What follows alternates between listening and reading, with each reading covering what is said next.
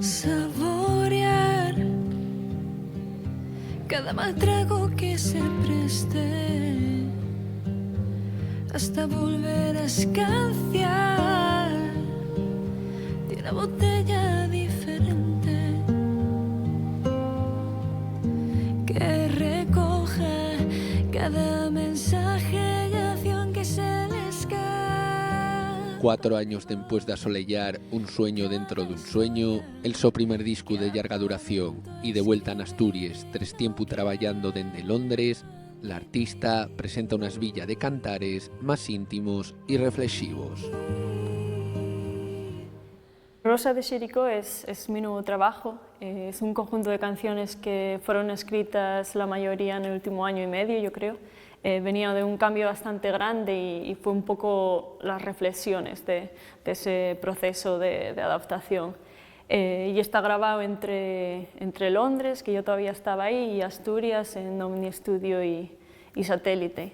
Y bueno, como su propio nombre indica, la Rosa de Xericó tiene la capacidad de resurrección, ¿no? Entonces este disco no es que haya vuelto a la vida porque la música siempre ha estado ahí, pero sí que es un poco una redefinición del sonido y más que nada una proyección de a dónde quiero ir con el nuevo sonido.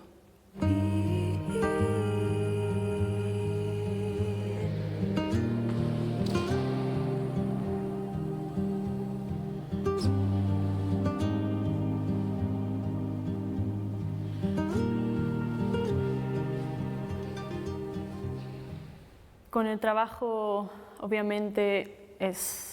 sigo indagando en mis raíces y, como siempre, pues mis cantos vienen más inspirados en el folclore asturiano y, una vez más, mis guitarras vienen inspiradas en cantautores más británicos con afinaciones abiertas, pero sí que es verdad que mi trabajo anterior estaba pensado un poco más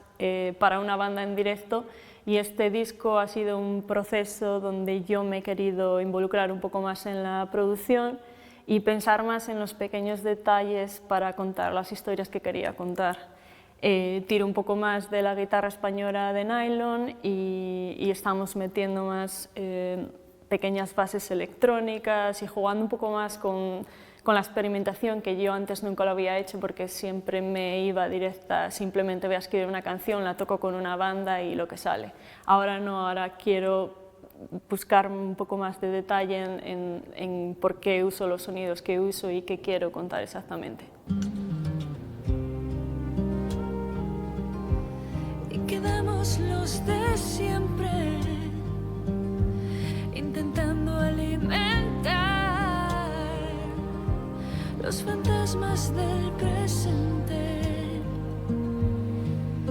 que me culpan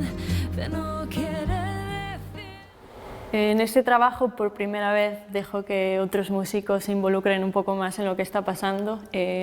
Antes era un poco testaruda en pensar de que yo escribía la canción de principio a fin, pero esta vez me junté más con un productor, se llama Luke Maher, que está produciendo todo el disco, y pues él viene de medio clásico y medio electrónica, entonces eso me ha dado mucho juego porque han hecho muchos arreglos de cuerda, pero también me ha ayudado a modernizarme un poco, que es algo que yo quería desde hace tiempo, con bases percutivas de sonidos más electrónicos, sintetizadores. Y el directo justamente se va a hacer en este trío con el productor y Andrés Rodríguez, que me trae las dos partes, al igual que yo, la parte súper tradicional, que vamos a tocar gaitas y flautas y percusión tradicional, pero también me trae su parte de su research industrial, que trae los sintetizadores y los landscapes sonoros. ¿Y quién me entiende cuando le ruego a la luna que se burle de mí?